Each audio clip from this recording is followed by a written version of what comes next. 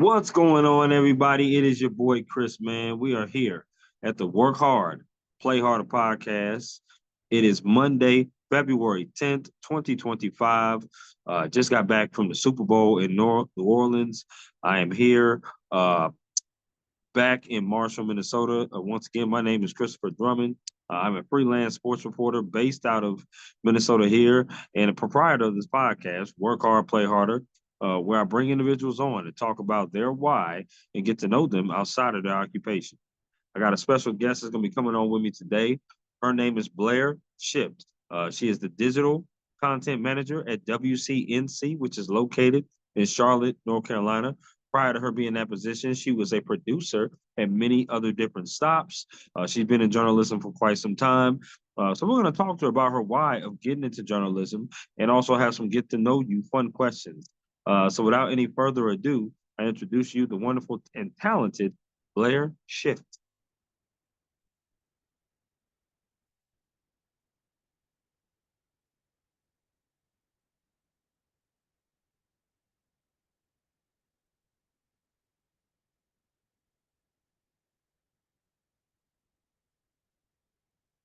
Hello, how you doing, Blair? I'm good, Chris. How are you doing?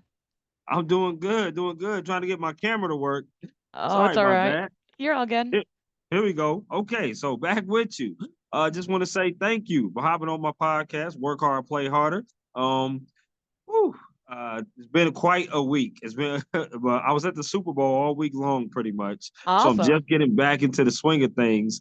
And it was my birthday week, so I Oh, pretty happy much birthday. thank you so much, Blair. So I'm just getting back into the swing of things. But I just want to ask you, how was your weekend, and how's your Monday starting off? Well, Monday's been great. I'll be honest, I wasn't sure I was going to watch the Super Bowl because I didn't want either team to win. But I ended up rooting pretty hard for the Eagles, which was unexpected for a Cowboys fan. So it was fun to Oh, watch. okay, okay, awesome. I'm glad to hear that. I want to reiterate to you, Blair, why I wanted to have you on here, and that's because I know you're a digital content manager, if I'm not mistaken, out in WCNC Charlotte. Hmm. You've been a producer at many different spots as well. So you've been in journalism for, or the journalism industry, I should say, for quite some time. And I'm a journalist myself. For the first 6 years of my career, I was in publications in Atlanta, Georgia, and here in Minnesota. This past year, for my seventh year, I went freelance. So I'm now a freelance journalist, get to go out and do different things. But I've been in journalism, I love it with my heart. Everybody has a story to tell, including yourself. And everybody's story is just as special. We don't get a chance to do this much, Blair, because we're always going to get the stories or behind the stories. But we don't get a chance to sit down and talk. So I'm very thankful that you allocated your time to me today to be on my podcast. I really am. No, I'm so glad we could take some time to do it. You're completely right. It's funny they kind of teach you in J school that you're not supposed to be the story, you're supposed to tell the story. So I think Yep. a lot of times that Mhm. means that we don't get to talk about our comings and goings in life. Absolutely. And listen, based upon that, my first question is always the same. And that is, what is your why? Why do you do what you do? Did you have any role models, any inspirations growing up, maybe? But tell me, why did you ultimately want to pick a career in journalism? Well, my path is kind of different, I would say, than a lot of journalists. I'll start with your first part of your question. My why is really just the normal thing. I want to make a difference in the community. I want to give voices to people who don't have voices. I want to make Mhm. sure that things that are happening, whether they're wrong or right or whatever, are highlighted. So really, that's what keeps me going every day. I was just talking to someone yesterday actually about how gratifying it is at the end of my day. I get to look back and see a physical thing that I've done. And there's not a lot of jobs out there like that that have, actual physical production. So Sure. that's honestly one of my biggest whys that kind of keeps me going. But going back to the other part of your question of how I got to where I was, I really always wanted to be kind of everything when I was a kid. I was very lucky. I was good at school. I was good at sports. I was good at kind of a lot of things I tried. And when I got later in high school, I was like, oh crap, I'm going to have to probably pick a career. And I had a lot of ideas. And honestly, it was a guidance counselor, believe it or not. that actually made a difference. I was really Okay. oscillating. I wasn't sure what I was going to do. And she just asked me, she's like, well, what do you like to do? And I was like, well, I like to talk. And she's like, okay, great. And she's like, what else are you good at? And I was like, I'm good at writing and remembering facts and Okay. history and kind of knowing a little bit about everything. And she's like, oh, have you thought about going into journalism? And I was like, no, and it sounds so silly looking back now, but it's like all Hmm. these things connected in my brain. And I mean, I grew up watching the news every night with my parents and like getting up early before school and reading the newspaper with my dad. And like news was always a part of my childhood, but I never really thought about how I could do it. That was just what other people did. And Hmm. when she said that, it just kind of blew my face off. I was like, oh my golly, I could do that. And then when she suggested it, I started looking into it. And the more I learned about what went into crafting a story and really telling a story properly and completely, the more I got really addicted to it. I love it. I do. And it's almost like an epiphany moment that you had in that office with Yeah. that counselor, which is amazing, because you hear different kind of people explain their whys. And, my why was pretty simple. Me wanting to be a sports journalist. I love Kobe Bryant. I grew up in California. I love the Lakers. I remember watching Lakers with my dad. So I thought that was just the ultimate thrill growing up, being able to watch the game and watch them do what they love. And I said, I'm going to be one day there reporting at Staples Center. I'm going to be doing that. And I to this day, I work hard and continue to work hard to do that because I love that. So I love your why, talking to the counselor and then figuring out what you wanted to do. You went to Emerson College, but you also went to the University of Austin in Texas. So you got Hmm. two bachelor degrees. So I got to ask you, for the first one, I believe, was in sports broadcasting.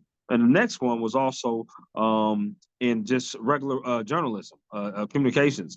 Talk to me about going to those two colleges, and were there any other schools that could have persuaded you from going to those schools? Yeah, I mean, I'll be honest. So I ended up transferring. So I didn't complete my bachelor's at Emerson. I kind of went halfway through. Mm-hmm. But Emerson's a really peculiar school where there's no gen eds. Like you start off in curriculum. You don't get accepted unless you get a certain score on all your sections of your ACT. So they just don't Mm-hmm. have any gen eds. Like there's no generic English, there's no generic math. Like Wow. there's none Okay. of those. It's almost like going straight into curriculum study.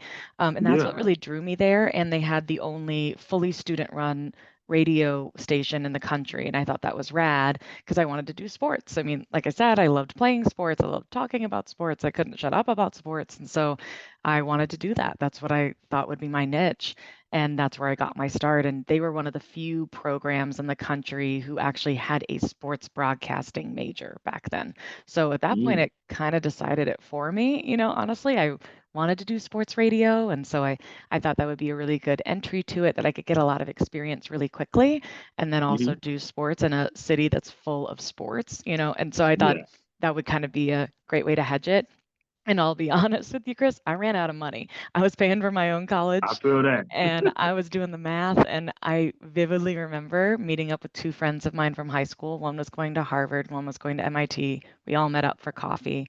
And I took the T up to see them. And we were just talking about student loans. And I was listening to them complain about how much their school costs. And my friend that went to Harvard, hers was only $4,000 more than mine. And my friend that went to Oh, MIT was only $3,000 more than mine. And I was like, what the oh, heck am I doing paying all this money? right, And I'm not going to right. Harvard and MIT. I'm going to some random liberal arts school.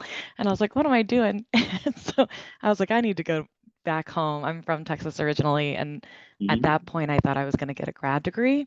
And so I was like, well, I might as well spend very little money if I'm going to end up going to graduate school. So I transferred to Texas, and same thing where they had finally come up with a sports broadcasting path and had just started to introduce multimedia journalism, which I was also really interested in. And Mm-hmm. so I was like, oh, well, that makes the most sense. I can get in-state tuition, ding, and then still get a lot of experience with how many sports teams Texas had. So it Whew, just, quite a yeah, bit. it wasn't a bad time. I transferred. We won the national championship in football. We went to the Elite Eight in basketball. We won the Mm-hmm. national championship in baseball and in softball. We got a national championship in swimming and I mean, I was interviewing athletes, like capital A athletes, as like a little Mm. 20 something, you know, so it was rad. Mhm. And getting to like talk to Vince Young and like talk to Kat Osterman and like speak with KD and like it was out of body. Like I wouldn't have been able to do that at most schools. That's pretty So cool. Yeah, super you're right. indebted to Texas. You are absolutely right. Now that I think about it, KD went to what, Texas in '07. To Mm-hmm. me, that USC Texas game was probably the greatest college football game, just a final ever, in my opinion. Absolutely. It And still I'm a makes little me cry, biased Chris. It still makes because me cry. I'm a little biased because I'm a Trojans fan growing up in Southern uh, California. But what a performance that was by the Texas Longhorns in that game. I still remember that game. I was in high school when that game came on. So I definitely understood what that was all about, being at that Coliseum. I just thought we were going to go back to back, but Vince Young snatched mhm. it from us and said, it's our Well, time. it was So that defense, they shut down Reggie Bush. He couldn't run anywhere. I mean, I could not. Only Lindell White got some accrued yardage. It was nuts. I mean, it was a crazy game. I mean, I It still go was back and watch it. I was like, none of this makes sense. How did this happen? the greatest college football final, in my opinion, ever. No question about Absolutely. that. I wanted to ask this bonus question to you, and that was, you said you played sports. What sports did you play growing up? Oh my golly. I played a lot. So the one I stuck with the most and longest was tennis. That was the one. My dad played golf, and back then women didn't play golf. Women played tennis. Mm-hmm. So I would, Mm-hmm. ride in the cart. I could do that. But I wasn't playing golf, so I was like, okay, I could play tennis at least because that's kind of Sure, sports adjacent. sure. So I loved tennis. That's the one I played most consistently. And then I actually played basketball, which a lot of people are surprised by because I'm 5'2". So they were like, how'd you play basketball? I was like, I was really fast and could hit a lot of 3-pointers. And that's all I really needed to do to a certain level. And then I would, my coach used to make fun of me when I would shoot a fade away. He's like, eventually everyone just outgrew me. And Right, right, and he's like, you're at like a 45-degree angle when you're hitting a fade away because you're trying to get over the guy. And right, I was right. like, well, it got over them. Like, it just defied physics. But no, I loved basketball. That was the big one. Those are my big ones that I played. But honestly, I just loved playing new sports and trying new things. I'm just kind of interestingly adventurous about that. The only one I I super love it. stink at is soccer. I'm so bad at soccer. Oh, wow. Well, Oh, I would say hockey for me because I can't skate. I can't skate to save my life. So on ice or land or anything. So that's your hockey would be California showing. that is definitely my California showing. No question about it. I'm like, no hockey for me. I don't even like broom ball. And broom ball is I is love something broom completely ball. different. I used to Yeah, play that when right. I lived in Denver, Colorado. We were on a broom Hmm. ball team. It's fun. Very fun, except when you hit your bum. So that's all I'm saying. Yeah, yeah, ice hurts. Yeah, it does. It does. But basketball is definitely one of my favorite sports. Love that to the core, no doubt about it. But see, look, now 5'2" suits you very well, Blair. It suits you very well, and you're doing good. And listen, that is a great. I think it's great to be fast and shoot them 3-pointers. And I'm imagining you're talking about playing in high school, Oh right? You yeah, play yeah, basketball that's in where high I school. maxed out. I couldn't go any Okay, further than that. I totally understand. Totally get that. I want to ask you some favorite questions. So you Yes, give me the 411 based upon these favorite questions that I have for you. Okay. Are you ready? I'm so ready. Okay, here we go. Favorite meal you like to cook? I do love to cook. Okay, so if we're talking about eating, I love buffalo wings. I don't even care if they're good. I just love that buffalo flavor. Like I'm such a sucker for it. In the sense of something I love to cook, I love to cook chili. It's my Texas background, but chili ain't got no beans, just so you know. Oh, okay. Now I'm with you on that because I don't know if you know this restaurant, but I really miss it because it's the California in me again. Wiener Schnitzel. Oh yeah, yeah, we had You those in remember that? Texas. Heck yeah. Okay, okay. Yeah. So in California, I grew up in San Diego. That was the Zack City, and they had them all around. And I used to always go to Wiener Schnitzel, and I always used to tell them to give me a chili cheese dog, but no Mm-hmm. beans in the chili, Good and it was choice. so good. Good It was choice. so good. Absolutely. Okay, I like that. I like that. Favorite concerts you've ever attended? Ooh, that's a really good question. I'm very lucky. I've been to so many concerts and I try to go Hmm. so often. I would say some memorable ones that hit me. I love the Avett Brothers live. I think they are so fun and full of energy. They're actually from North Carolina. I promise I didn't move here because of them. It was just coincidence. But I love them performing live. Honestly, like Bruno Mars is fire. Like he Oh, puts without on question. such a freaking show. I mean, what a person who can just do absolutely everything. He can dance, he can sing, he can write music, he can play instruments. I mean, it was getting insulting at that point where he was just rotating around the stage doing everything perfectly. It was just, Absolutely. it's just hard to even comprehend. I love that. I would definitely say Alicia Keys for me. Oh, I'm a she's so huge good. R&B person, huge R&B person. So I love her and the piano and singing. Saw her live. That's one of my bucket list things to see Bruno live. I have not seen him live yet, but hopefully he's coming out again. That Oh, would he's be got to be. He amazing. just released his new songs. He's got to be on tour again soon. Okay, cool, cool. I'm with that. I'm with that. Okay. Favorite place, Blair, you've ever traveled to? Ooh, I also really love traveling. You did your research. Let's see. One of my favorite cities, and it just doesn't get enough credit, so I like to give it credit, is Prague in Czech Republic. It is Mm, just, I'll be honest, they just kind of rolled over to everyone that wanted to invade and bomb them, and so they are very well preserved. And so, right, I mean, that's right. where whenever you see a lot of movies that go and film in like old England or whatever, 90% of them are filmed in Prague because they don't have to really reconstruct the architecture. So it's just really beautiful. It's a castle on a hill. I mean, like it looks so quintessentially Europe. And then I'd say second place is actually in Australia. It's a beach town, for lack of a better term, called Adelaide. And they have more beaches than days of the year there, and they're all beautiful. Okay. Two places that I have not heard on the Work Hard, Play Harder podcast, which is the Czech Republic and Adelaide as well. I have not heard that. So that's going on the bucket list for sure. Yeah, I you would got to look definitely it up. say It'll blow your mind. I love that. And I just got my passport last year. So I'm definitely going to be doing some traveling. Ooh, fun. Went on a cruise this past year. One of my favorite places, if not now my new favorite, is Jamaica. Oh, it's so fun. And the people are great and the food is Mhm. delicious. And Yes, oh, it is. just the culture, you just feel like you slow down, which I appreciate. Absolutely.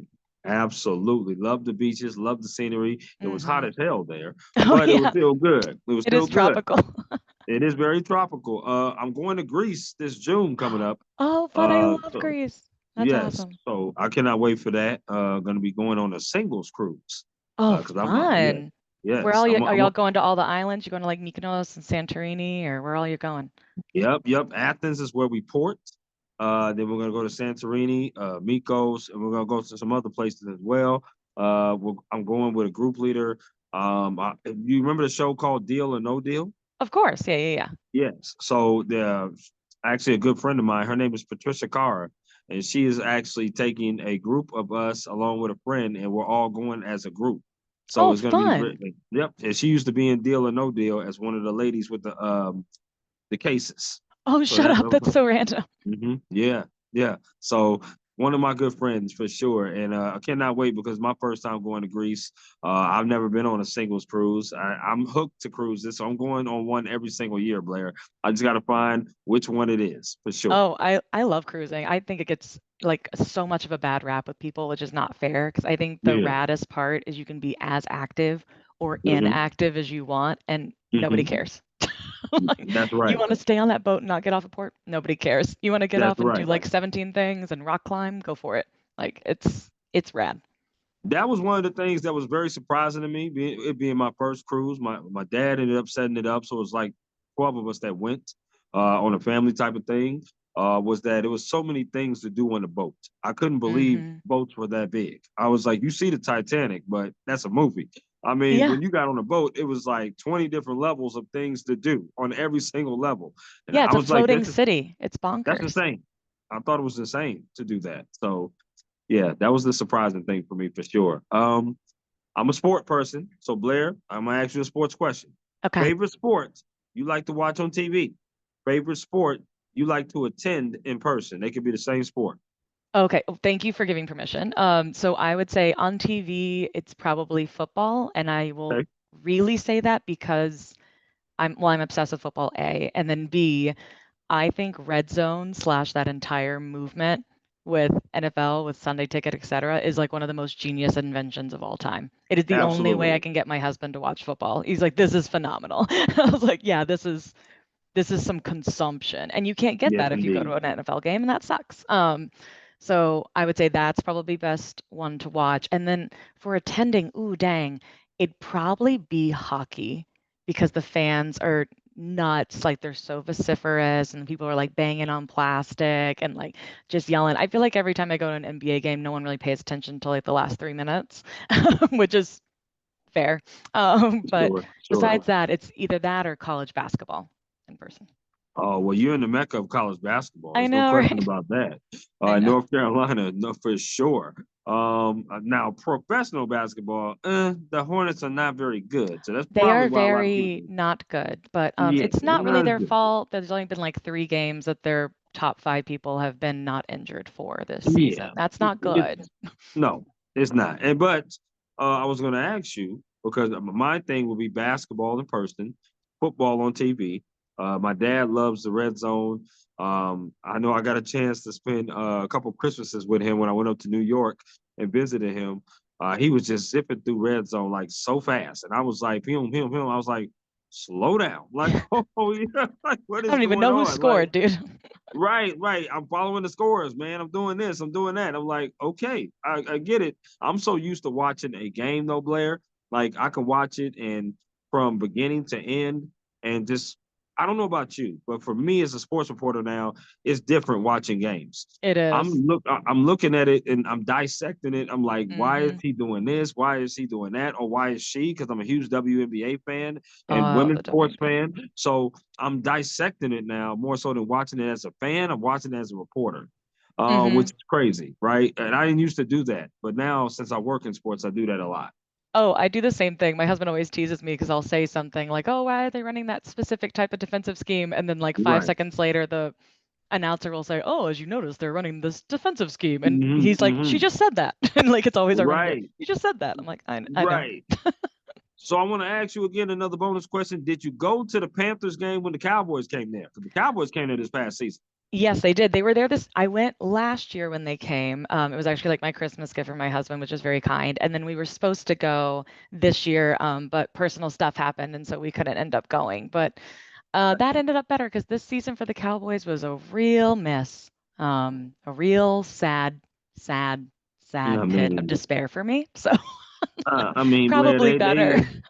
they've been kind of sad for quite some time, Blair. I know, but every Not year, record Chris. wise, but in the playoffs, definitely been some sad, sad stuff, Yeah, I unfortunately. know. You think it's like really an abusive relationship at this point. Like you think I would just get out of it, and I can't quit them. It's horrifying. No, no, because it's the hope of next year that Yes, possibly that could be the year, right? I So, know. I mean, I'm hoping.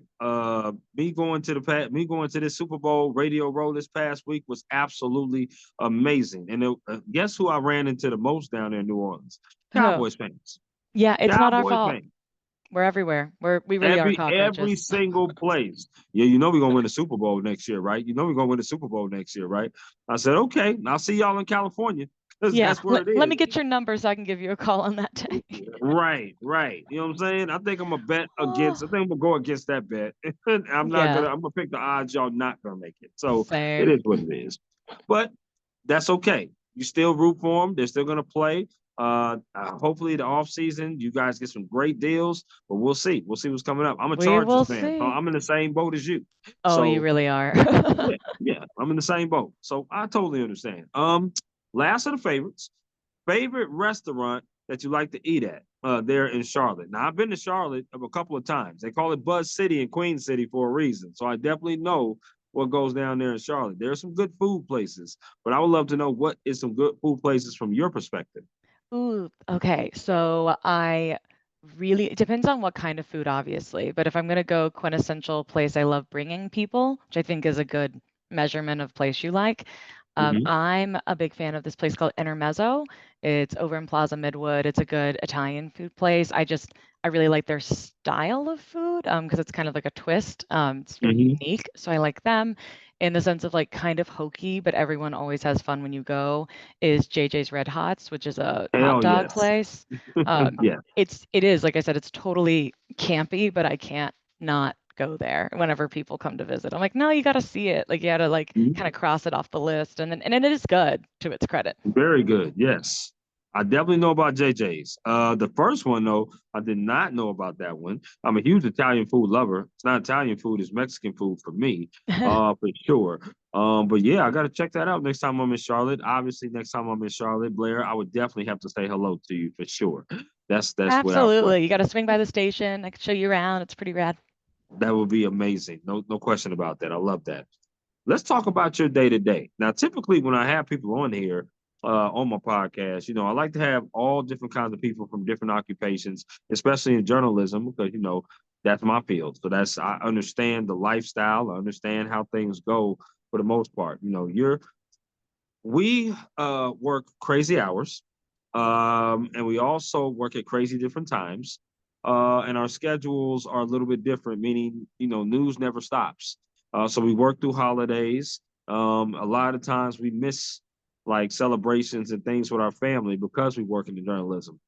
Talk to me about your day to day, right? From being what you were on the ground as a producer coming up to now you being a digital content manager. Now you're overseeing people. So talk to me about your day to day process there at WCNC.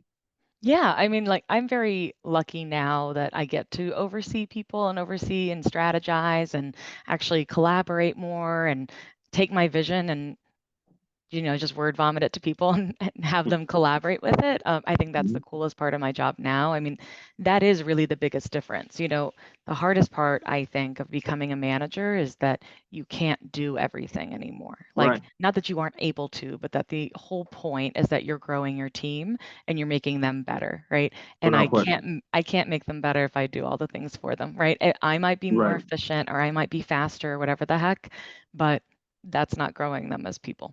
So I think that's one of the hardest lessons I had to learn, is just kind of stepping back and delegating and realizing that other people need to get better. So when I ask them to do something, I'm really big, kind of like what you were saying earlier about knowing the why. Like I try to tell them the why. I'm like, hey, I'm going to have you do this because you've talked about how you want to get better about XYZ. Like I try Sure. to, it takes me longer to communicate it to them, which I don't like that Sure. because I'm a very efficient person, but it makes me a better manager and it makes them a better team member, right? So I would say Right. day to day, a lot of it is strategizing. A lot of it is looking at what opportunities are in front of us and available to us, and then figuring out how to really best seize those opportunities. So it could be something as simple as, oh, I'm making up an example. We're going up to the Yeah. mountains to survey damage from the hurricane. Like a lot of my job is like, oh, we should bring a drone. Like a lot of it is like, I don't want anyone to get somewhere and then be like, oh crap, we should have thought of that. I want to be the person who thinks of all the things that no one thought of. And a lot of it is also asking people to brainstorm on things and think differently and not just do things the same way they've always done them.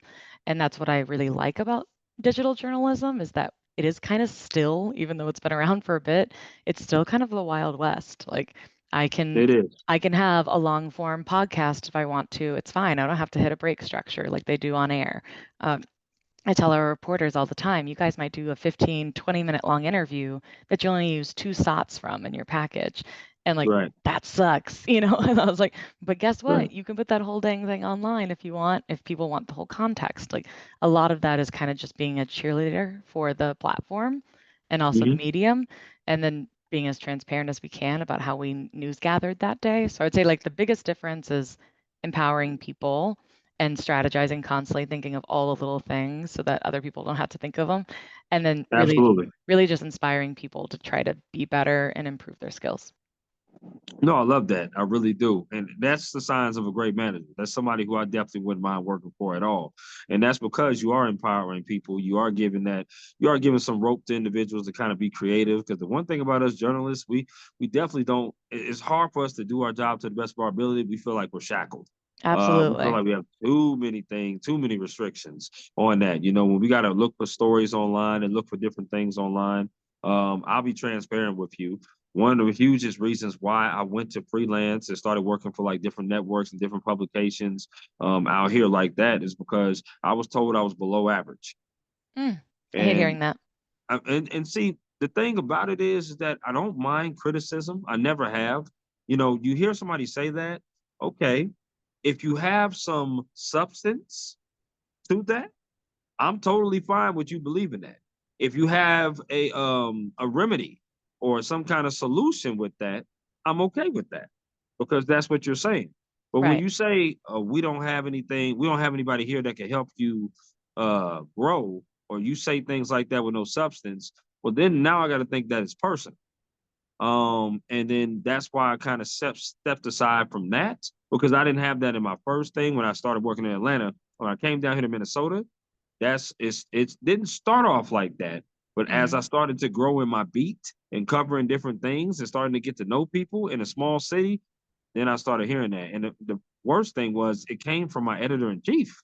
Oh, that's really frustrating. Right. So it was somebody that was, a hierarchy and somebody that's the Yeah. top of the top. So when you say things like that, I have to move on because that's not a positive type of environment I want to be in. Because if I can't grow as a journalist, then what's the point of me being here? So Yeah. it's very helpful when you do that, when you empower your reporters to do that, and then you kind of take the reins off and let them kind of do what they do. Because I know it naturally is very hard to do for somebody that, like you said, that's efficient, that knows you can do it right yourself. Very hard to, take the reins off of that control because you're like, I know I can do this, but how is my people that I oversee going to grow unless I do that, right? So, but with that being said, Blair, it's a great segue to mental health. And the reason why I want to talk about mental health and work-life balance is because as journalists, especially us, mental health has been talked about more and more. There's been a lot of people that have stepped aside our industry because of that. I've Hmm. seen colleagues, heard colleagues step aside. I'm sure you have as well. Um, and then also the work-life balance. Like I already mentioned, we work constantly all the time. And when you have a lot of undersized departments, sometimes you just don't get a lot of days off or time off and stuff like that. Tell me, how do you personally keep your mental health strong and also have that work-life balance? Maybe starting out in your career, it might have been more of a struggle than it is now, or maybe it's still the same, but you are married. And I'm not sure if you're a mom or not, but if you are, um, tell me how do you balance that now as opposed to earlier in your career and also with the associates that you have? Yeah. So I would say, for myself, speaking for myself, how I really try to keep my mental health healthy Mhm. is I really just have to prioritize what's going to give me life outside of work. So Okay. one of my things is when I go to the gym, I don't have my phone. Like my phone is away from me and everyone on my team knows it. I'll check out, I'll go, "Hey guys, at the gym." And then they know I am out of pocket for an hour and 15 minutes. Like they know that they will not be able to reach me. If it really is an emergency, they can call me. I'll get on my watch, right? But Oh, otherwise, okay. ain't no contacting me. And that's really helpful for me because I know then that I can disconnect and focus on something else for Yes. like at least an hour a day, which sounds really minimal, but it's one of my resets. So that's definitely one of them. The other one is actually reading slash audiobooks. I think it's really nice to just kind of transport yourself to another world. And last but certainly not least, is traveling. And not everyone, I think a lot of people look at it as like a very expensive hobby, for lack of a better term, but it doesn't have to be. I mean, like sometimes it's literally just doing like a staycation where I'm like, I'm going to turn my phone off and I'm just not going to engage. And like, Right. like I'm taking this Friday off, like, or I'm just going to like go to a different area of town, like go to a suburb that I never go to. Like that can still be a vacation. That can still be Right. traveling. You're still getting to know a different thing. There's so many Right. cool things in our own dang backyard that a lot of time we're so focused on going to Italy or whatever and very pro Italy. But also like go to a lake nearby or like take a hike in the mountains nearby or like go to a nearby beach. Like it doesn't have to be astronomical to still be really restorative. So those are the things that help me. Not that that necessarily helps everyone, but those are kind of my little tips and tricks. Outside of that, You're right. I'm way luckier now that I'm able to put things aside and tell people, like, hey, I'm not contactable, right? I run a department for a reason. But Yeah. at the same time, and my mentor said this years ago, and it's honestly some of the best advice I've ever received. So I will give it to you too, is that Okay. people always ask, like, oh, how do you deal with work-life balance? Like, how do you have work-life balance? Like, what's the key to work-life balance? And she would get it all the time. And she was like, let me ask you a question. When in your life have you ever felt balanced? Like, in general, the answer is probably Never. never. Yeah, never. Because no one ever wants, spends enough time at column A when they really have to do column B. Even when you're a kid, you got to Right. go to school. That sucks. Like, I mean, everyone wants to just like play with dolls all day or whatever at home. Like, that's no one's ever balanced. But all of a sudden, as we start adding things, whether we're climbing in our career or, forming a family or whatever the heck, all of a sudden Yeah. we're holding ourselves to the standard that we're supposed to find balance. And that's impractical because we've never had balance. What it really is to me is looking at it as like a month or a year, and over the aggregate, do I feel like I evened out? Because in our industry, there's ebbs and flows. There's a bunch of Without question. stuff that's frenetic, right? But then every so often we'll have a day that we call an SLOW news day, right? Every so often that happens. And in those days you go, okay, this is my even out moment. Like I get to really relish that. So I Right. try not to say that your question is invalid because it is valid. I think sometimes it's just an attitude adjustment of realizing like you're not going to be balanced every day. That's impractical. But hopefully over time, at the end of that year, the end of that month, or whatever your measurement is, you feel Hmm. balanced. I can And respect that. and as for what you were talking about with my colleagues, I just try to be really mindful of them. And I think really the best way to manage people is to get to know them and kind of read their tells, like you're gambling, Absolutely. right? Yeah. So I can tell when colleague A is really stressed just by the way they react to things. Like I can tell colleague B is freaking out if they say something a certain way. Like I can see these tells. And then because I know them, then I'll take them aside or I'll send them a funny gift or, like I'll bring back a coffee for them, like little tiny things that I know will boost them. But not everyone's currency is the same. Some people Absolutely. also like to just be stressed, and that's okay. Like that's also learning, like you don't need to assuage that. They actually thrive under that environment. Oh Um, yeah. so some of it is just recognizing the symptoms and then also, like, I'm a big fan of therapy. I think it is so freaking important, especially in our industry. Absolutely. No And question. that is legit. I will be very transparent with people. I'm like, hey guys, I have my therapy appointment. So I'm in a meeting, or they know that I'm literally doing it in the middle of my day. Like, that's my lunch break, is I'll take my, therapy that day. And I try to be really transparent about that because I want Right. them to feel comfortable to know that that's something that they can do. I love that. I do. And I appreciate that. Appreciate that openness from you. People don't talk about therapy enough. It's I've known many of my colleagues that definitely sat down and talked to professionals and need to let out because sometimes it's not to say you don't want to talk to your family, but Blair, sometimes when you talk to your family tells you what you want to hear Mm-hmm. instead of what you should hear or need to hear or professional stuff. Absolutely. So you gotta differentiate a little bit talking to people, which again is a great segue to this question, which is advice. I'm sure that you've had them around WCNC interns, maybe postgraduate people. What is some advice that you would give an individual, man or woman, that wants to join this journalism industry? What should they do? Oh my golly. Okay, so yes, advice. I would say one thing I always tell people is to come from a place of yes. Like just if someone gives you a stretch assignment or a challenge, say yes and. It's like improv, right? Like it's legitimately asking people like, "Oh, I want to learn something new. I want to acquire a new skill set. I want to push myself and challenge myself." I think that is so important in our industry that is constantly changing. I mean, it is evolving right now as you and I speak. Absolutely. Yeah. So I think just having attitude just goes so freaking far.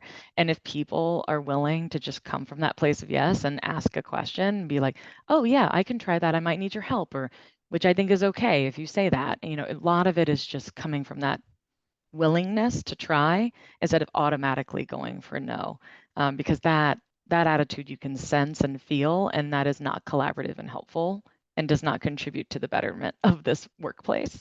So I would say that's a big one. And then the Okay. other one kind of coincides with that, and it's diversifying your skill set. Don't just learn one darn thing. Like learn as Yeah. much as you possibly can. Like it Jack of all really, trades. Yes. absolutely. And I think it's still fine to become masterful at something, like have a niche or whatever, but I think Mhm. it's so important in our industry to try to learn different things and try to actually figure out how you can use your best skill sets in those different things. I just think that's a great opportunity for people to do. So those are my two biggest pieces of advice. I'm glad you said that because I also do substitute teaching. Oh, good for Yeah, you. oh yeah, I love it. I do because most of the kids that I sub for, I've covered while I've been here for the past couple of years. Because when I'm in a small town, so my population is about 14,000. Oh, dang. So when you are uh covering these kids, they play one sport, they're 3 sport season, right? And that's what they do. So you see them all the time. And one of the things that kids tell me is, oh, well, Mr. Chris or Mr. Drummond, we want to do journalism just like you because it seems so fun. I said it's great. It's an amazing time. If you love to write, you love to be able to capture photos, if you love to be able to do broadcasting, you should do it. Like when you go to college, try everything. You want to be a jack of all trades, don't limit yourself at all if you want to join this journalism industry. But also, the thing that I tell them is be comfortable being uncomfortable. And that's the one thing, Blair, that they ask me about. They say, "Well, what do you mean by that?" Well, I mean in life, um, people, assignments, things are not going to always be comfortable. You're going to meet coworkers that maybe are not very comfortable with you, and vice versa. You're going to meet assignments that you might get that's not very comfortable, whether you're in journalism or any occupation. So you have to learn how to turn that uncomfortable situation into a comfort of your own, and that's going to look different for each and every one of you. But if you can do that, it hardens your character. And it also shows that you can handle things of adversity. And in life, you're going to need that. And especially in journalism, because in journalism, you're going to have times where you have everything set up, and then all of a sudden a source cancels on you last minute. Then you got to pivot to a different story. Or something's going to happen to you to where a camera goes out, a battery goes dead, or something like that, right? So just want to try to be comfortable being uncomfortable. And I like to tell my kids that I substitute teach for. And that's so applicable to life in general. Mm-hmm. I mean, what do they say? Like, we make a plan and God laughs, right? I mean, like, it is so important to tackle adversity well, Absolutely. just in and out of the workplace, and instead of just being a grump and pouting because things didn't go your way, like, no, Yep. like, this is a test of character. You get to be awesome Absolutely. right now. Mhm. And see, and before I get to the next question, lastly, this is why I do the platform. It's because I want to be able to show people the behind the scenes. Sometimes, Blair, people look at the 5 o'clock, 6 o'clock news or whatever live shot news, and they see these wonderful men and women in front of the camera that's anchoring or reporting, but they don't understand the behind the scenes of what it takes to get ready. Right? You've been a producer, so you kind of know what goes on behind the scenes as producers do. They know everything about everybody's role, right? That's what they do. That's what makes you a great manager. But people don't understand what you still got to do to manage. They don't understand your role unless they ask you questions about it, right? It's just one of those things where, oh man, you're a manager, but it takes a lot to do that. And people should know. And that when you make a decision to be in this industry, you should be decisive about it. And some people get in this industry and have a misconception about it. So that's why I like to do this platform with people to let them know there should be no misconception. You should definitely be absolute if you want to do it. So if you want to do it, it's great. And even if you don't want to do it, be absolute that you don't want to do it, but just don't be 1 foot in, 1 foot out. Yeah, I mean, that's not what this is for. I often say that journalism is more of a lifestyle than a career choice. So like, Sure. because we were always Sure. on, X checking things, like we can't log Mm-hmm. off. I mean, oh my golly, Mm-hmm. we're messes. But we also love it. I wouldn't trade it for the world. I really wouldn't. I mean, people stop me at the gas station and say, "Thank you for writing the story for my baby." I'm sure they stop you in your neighborhood because they know who you are and stuff like that. We always got to be on because we're the media. So it's a beautiful thing. I love that. But now, Blair, it is time because we have reached that portion of the podcast to now do my interactive game called This Ooh, or That. So it's a game I play with all my guests here on the Work Hard, Play Harder podcast. So it's pretty simple. I'll throw 2 things at you and you get to choose this or that. So for the second time, Blair, I'm going to ask you, are you ready? I'm so ready. Okay, here we go. Do you eat chicken? Yes. Okay. Which chicken place would you rather eat at? Popeyes or KFC? Popeyes. Okay. All right. We off to a good start. Absolutely. Oh, you rocking with me, Blair. I love it. Here we go. Staying on chicken. Which flavor would you rather put on a chicken wing? Barbecue or lemon pepper? Ooh, lemon pepper. Okay. Do you like your wings wet or dry? Wet. Do you like your wings bone in or boneless? Bone in most of the time, though boneless is easier to eat. Depends on where you are. Absolutely. Listen, I'm gonna eat the wing regardless, but give me a wet wipe and I'm all good. Just give me a Yeah, couple wet wipes and we straight. It don't matter. I'm absolutely. totally with it. Okay, I'm with you on that. Now these next 5 questions have to do with concerts you rather attend. Okay, Okay. so here we go. Which concert would you rather go to? Would you rather see Morgan Wallen or Luke Combs? Do I get to choose neither? Oh my goodness. What? I'll What? choose Luke Combs because he's from North Carolina Okay. and his fast car redo was good. So okay, so country is not your genre. I'm more of like an old-fashioned country person. I'm like a Johnny Cash country era, Willie Oh Nelson wow. era. I'm Okay, going wow. old Walk country. the line. That's what my dad listened to, so I think it's kind of nostalgic. Okay, here we go. I'm gonna ask you an R&B question. Which Yes. R&B artist would you rather go see in concert? Chris Brown or Usher? Usher, hands down. Okay, I like that. Which music artist would you rather go see in concert? Beyonce or Rihanna?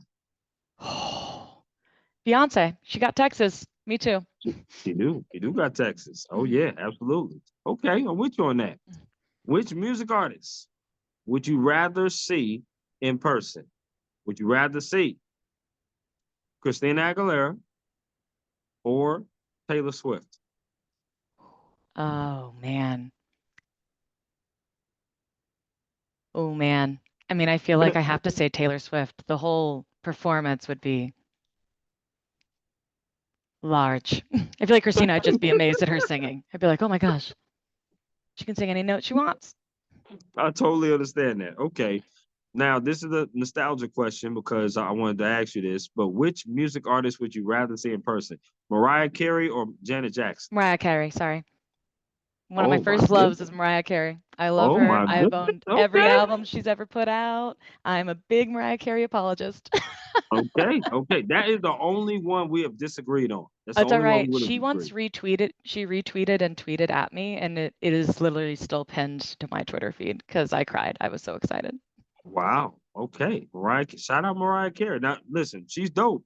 I would slightly choose Janet, slightly, I but it's get not my. it. I had a lot of Janet albums too as a kid. I was Yeah. a big Yeah. Jackson Family fan. But Mariah was Absolutely. my one of my first CDs was I Mariah feel that. Vision of Love. I love it. I love Vision of Love. That was a good one. Hmm I'm the fantasy. That's my favorite right Oh, there. so good. So yeah. So So good. yeah. Okay. Do you or I should ask this. Which sport would you rather watch on TV? Basketball or baseball? Basketball. Okay. Which sport would you rather play? Badminton or bowling? Ooh, badminton. Are you good at badminton? I'm not bad. I mean, I played tennis, right? So it's kind of tennis adjacent. It is. It is. Okay. I used to be pretty good at badminton. I used Oh, to be pretty shoot. good. You know what I mean? So, I don't want to toot my own horn, Blair, but toot. You know what I'm saying? I get it. I get it. I do love So, bowling, though. I do love bowling. absolutely. That's what's up. Do you like desserts? I do. Okay. I'll throw 4 categories of desserts at you. You have to choose one of these that you'll never eat again. So, here we go. Okay. First one is ice cream. The next one is cookies. The third one is candy. The last one is cakes/pies. Which one are you getting rid of? You know what? I was gonna say cakes, but then you said slash pies, and pies is one of my favorite thing. Okay, I just don't really like cake much, but if I have to choose those categories, then I'll eliminate ice cream. Wow. Okay. What's your favorite cookie? Yes. Oh, I am a 90-year-old woman secretly, and my favorite cookie is oatmeal raisin. Really? I know. I No, know. no, no, no. Seriously, seriously. Is that really your cookie? It really is. I just love an oatmeal raisin cookie. No, that's my favorite cookie. Oh, That's shut why the I'm front asking door. you. I'm serious. Yes. I love it. It's just like it's just so comforting. I just love My, it. my actual favorite cookie, Blair, is the Pepperidge Farm. Do you remember the Pepperidge Oh, Farm yeah, yeah, oatmeal yeah. cookies in a white bag? Yes. Yes. That's my favorite. Oh, those are good. I don't know if y'all have Tiff's treats out there, but it's kind of like insomnia cookie, but their oatmeal raisin is amazing. I got you. If it wasn't that, it would be the mother animal crackers, the pink and white The cookies pink with and the white little. ones, the Yeah, speckles. Yeah. yeah, yeah. That's such a amazing choice. Second choice for cookie is snickerdoodle.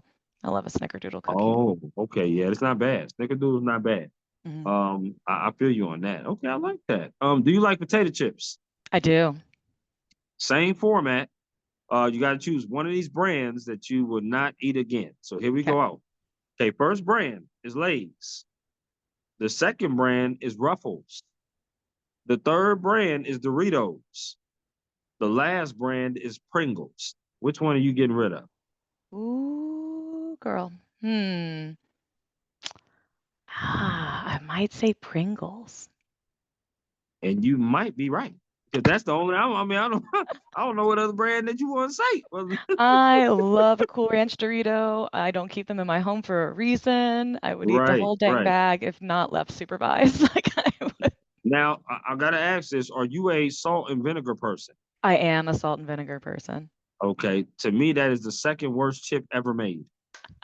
That's totally fair. Well, I mean, salt and vinegar is only good on a kettle chip.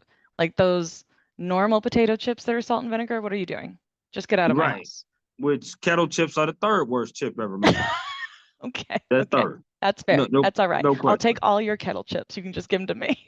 That's right. And I'll eat all the Ruffles sour cream and cheddar chips. Those are Ooh, my I favorite. love those. Those are my Those are favorite my Ruffles favorite. for sure. No question. That's my favorite chip. The first worst chip is Funyuns. Whoever made Funyuns need to be slapped with the white and black side of my hand because I don't I understand. secretly like Funyuns, but you know which ones I really like are the Flamin' Hot Funyuns? Mm-hmm. Mm-hmm. Oh Lord, I'm not Blair. wrong. Well, you ain't right either, so I don't know where we going. If you ain't wrong or right, where are you at? I don't know. Just in my space. You know what? That's okay. That just means that there's more Funyuns for you to eat. That's all that Exactly. means. It's good. We're not So, fighting over the same chip. It's a good thing. no, no, we're not. That's awesome. I love that. You did a great job on this or that, except for your Funyun take. But other than that, that's fine. You are absolutely awesome. No question, Blair. So Great, great.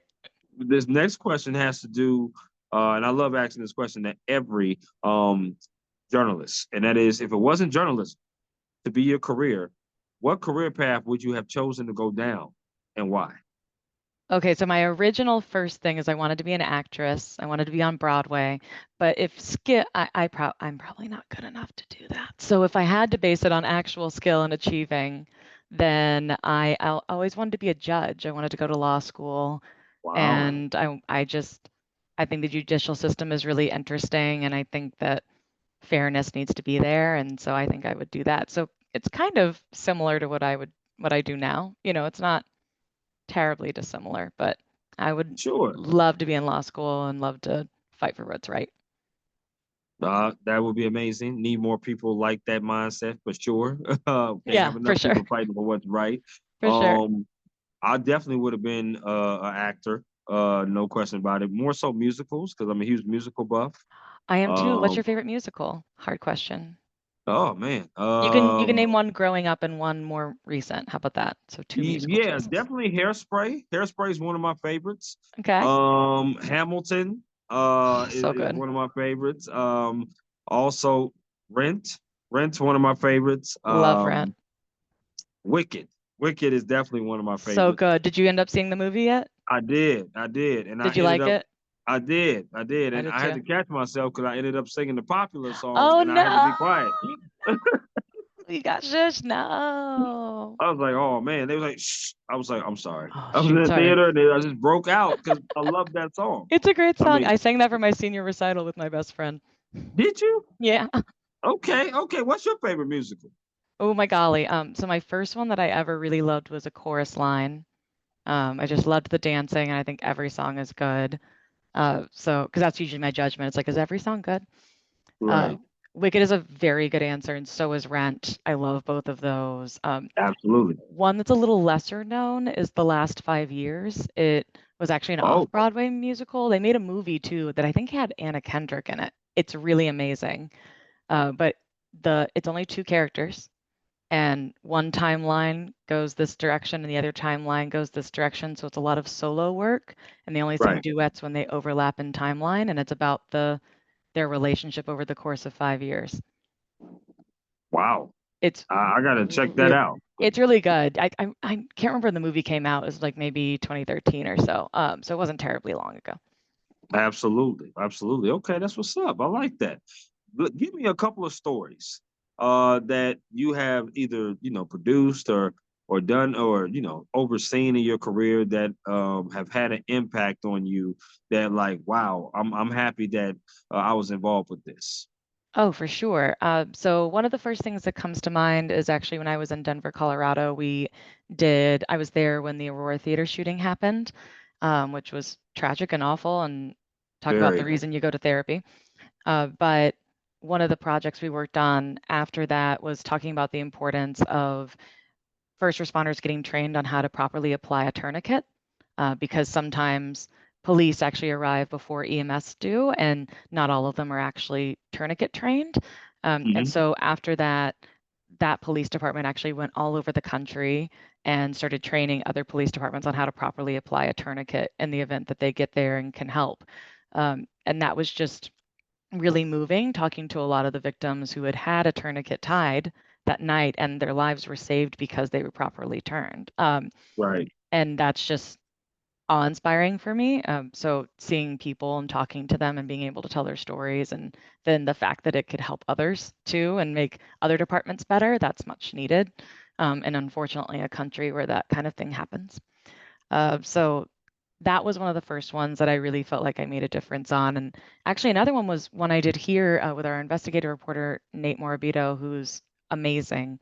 But it was about the disparities of real estate lenders for Black and brown people, so people of color, and about Mm. how we're a big bank town in Charlotte, as I'm sure you're well aware. And so we just Yep. compared all the mortgage lenders in the main ones, I would say. We went through about 20 and looked at their approval rates for different people based on simply their race, and the disparities were horrifying.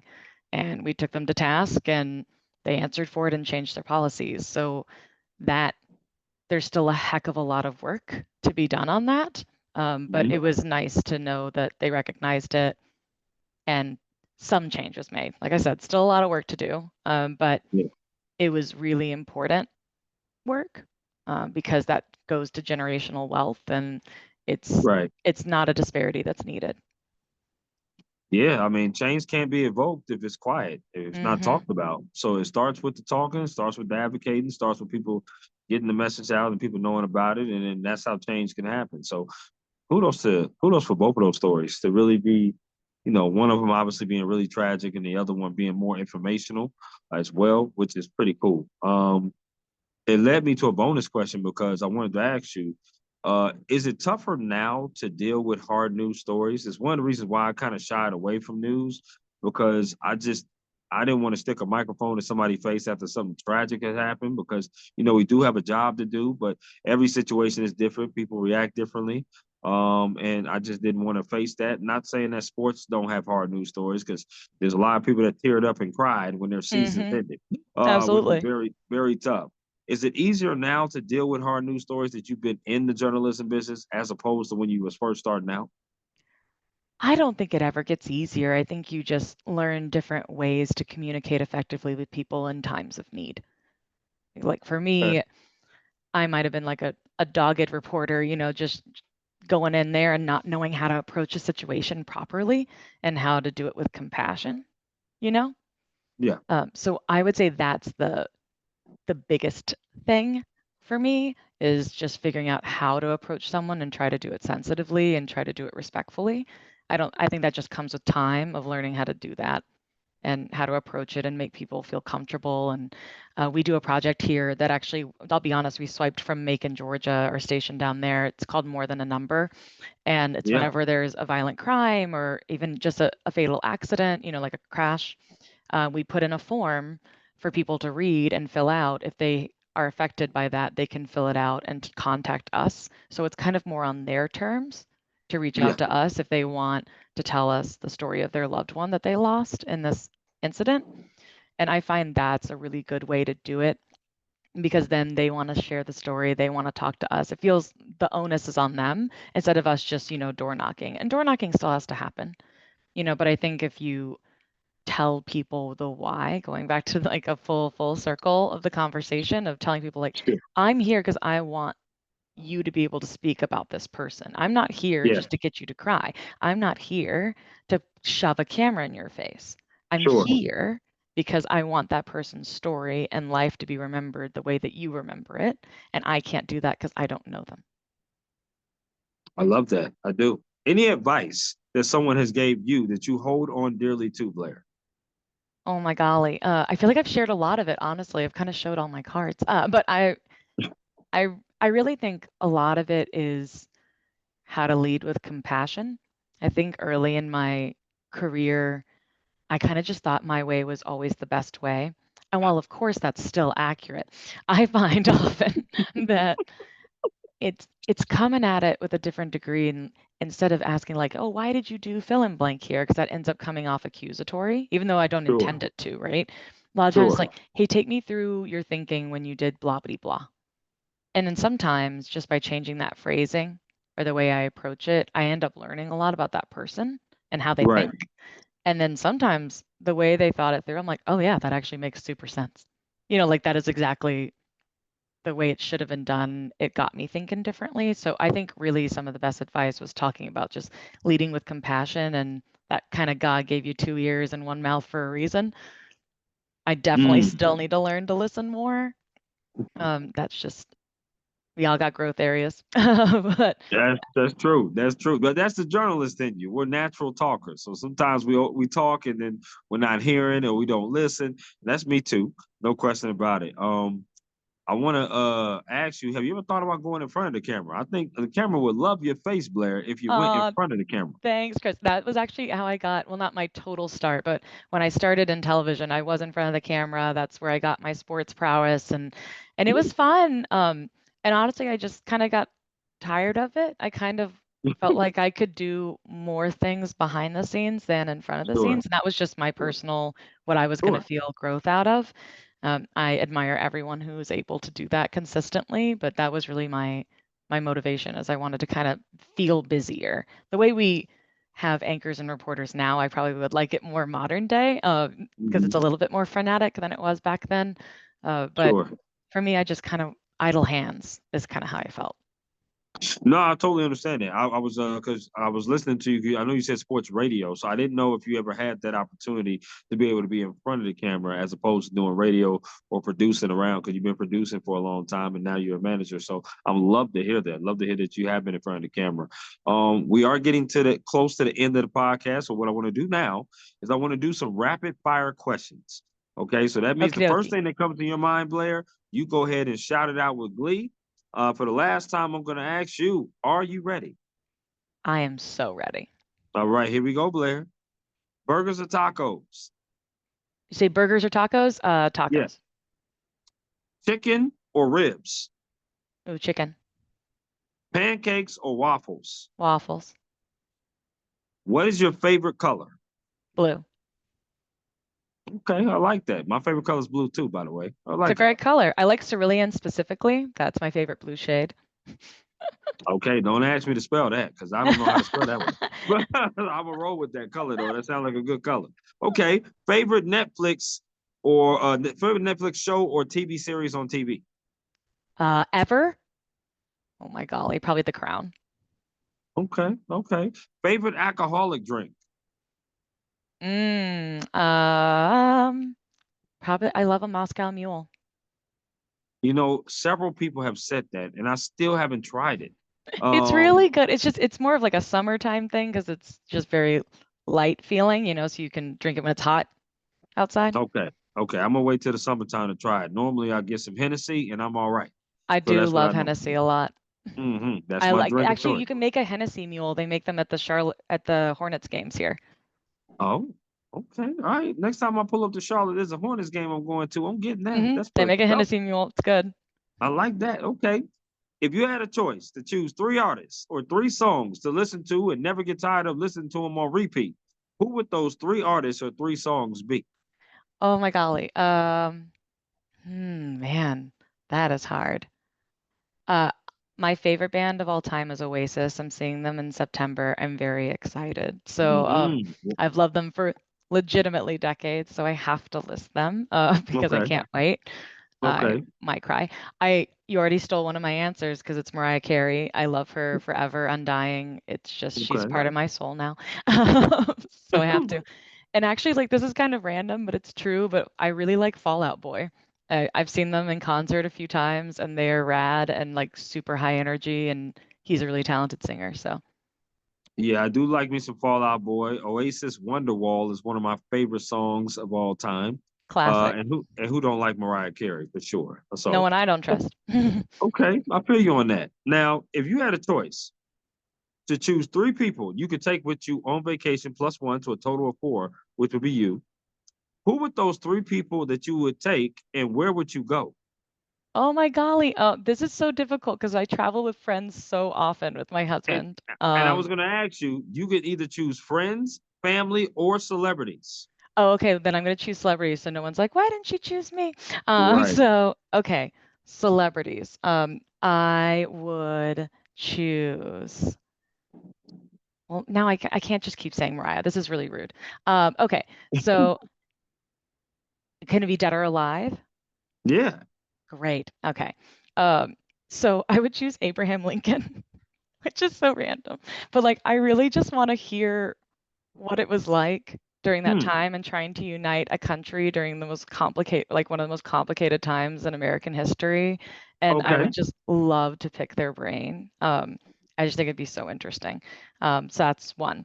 Um, two, which is even sillier, but Albert Einstein, because I feel like he would be so interesting to Hmm. listen to, and I would just sit Okay. there. All Um, right. and then this is really random, but I stand by it, and it's Ernest Hemingway because he was Wow. a very heavy drinker, and I think he would really bring the party, but also be really intellectual. And I want both of Okay. those vibes. So we got the president that's on the $5 bill. We got the Yes. man that created the light bulb, or I believe, no, that's Thomas That's Edison. Edison. Albert Einstein is the IQ guy. Sorry Yeah, about that. he's smart. And then we have Ernest Hemingway, the guy who wrote To Kill a Mockingbird, if I'm not mistaken. No, that's Harper Lee. And no, Okay. Ernest Hemingway wrote like The Sun Also Rises and like a lot of ones you've probably read, probably in school. But Yes, yes. he I, he I wrote a I know lot that name of very well. yeah, he wrote a lot of like wartime novels. They're really interesting, very short style of speaking. Like all of his sentences were very, very short. Um, but Mm. he's just supposedly was just a wild guy. Where would you go with these three as you as you go on vacation? I feel like I would love to go to like just like a really cool museum somewhere, like go to like the Cairo Museum or something, or like something where like we could like look at art, but also culture and then like talk about things. I just love really interesting conversations, and I feel like they'd bring it. That is definitely the most interesting trio that I've heard on the damn podcast since I've been doing it. It's true There's that no I question had to about it. just tell you who first came to my mind. I love it. I do. Blair, don't stop being yourself. Don't you ever change. If anybody asks you to do it, don't you ever do it. I I haven't up love to it. this point. I love that. I totally do. Favorite card game? Ooh, Cards Against Humanity. Man, it's pretty good. Pretty good game. Favorite board game? Ooh, Clue. Okay, got you. Favorite sandwich? Hmm. I love like a French dip sandwich with the au jus. Mm, delicious. Mm. Fun fact, never had French dip. Let me also tell you another fun fact. I actually scolded somebody for bringing French onion dip to a Thanksgiving. I scolded her so bad. I was like, look here. You Look hate here, some you can't. onions. You like have this vendetta against Funyuns. It's a whole thing. Well, look here. I do like some onions on some tacos. Don't get me wrong now, Okay, or got it. stuff like that. However, when you come into a Thanksgiving meal, Blair, you got to bring something a little better than some French onion dip. Yeah, that's not great. It's not a great Mm-mm, mm-mm. contribution. I told her you need to put that back in the car. Just say you didn't bring nothing. You good to go. Uh, that's just my opinion. And a lot of my it was a coworker thing. We had a friendsgiving. It was a coworker thing, and they was like, "Chris, you shouldn't say that." I said, "Y'all ain't gonna say it. Everybody else gonna just walk by the dish and not eat nothing. I'm the Yeah. one that's telling her put it back in the car because there ain't no need to just walk by this and look at it and not touch it. That don't make sense. That's crazy. So I'm pretty bold like that. I like to be bold. Lastly, though, on the rapid fire, if they told you, Blair, you can only do one of these for the rest of your career, and that is be a producer, be a reporter, or be a manager, which one would you do currently right now? Ooh. I mean, I guess I would choose manager because then indirectly I get to do all of those things if I manage people that get to do those things, right? Yeah, yeah, you do. Okay. And listen, you do a hell of a job for what you're doing there at WCNC. It really is. And this has been a really, really dope conversation, getting to know you, getting to know your background, getting to know what you do.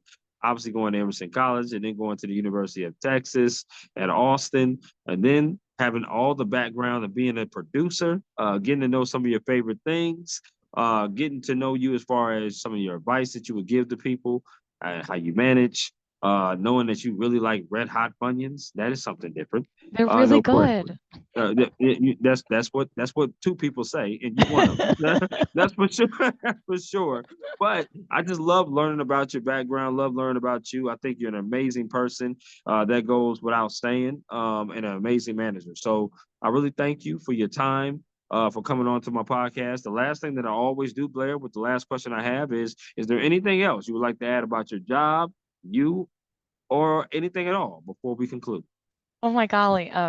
Always end an interview that way, so good job. I think that really the biggest thing is every time you meet a journalist, just thank them for the hard work. It's a part of the bedrock of our country Yeah, is a free press and holding the powerful accountable. And it is hard to do every single year of my career. It's difficult. So I just think whenever you see someone, just give them a high five, buy them a drink, just tell them thank you, write them a note, whatever. But just they're doing some boots on the ground hard work and they do not get enough accolades for it.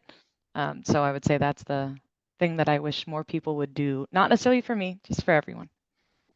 absolutely. No question about that. Once again, I thank you for coming on to my podcast. I want you to enjoy the rest of your Monday evening. Obviously, next time I'm in Charlotte, Blair, I would definitely say hello to you and also visit that Italian spot. Again, take care. Enjoy the rest of your week. And thank you for coming on to my podcast. Thanks so much for having me on. It's been a blast. It was great. Yes, indeed. All right. Bye, dude.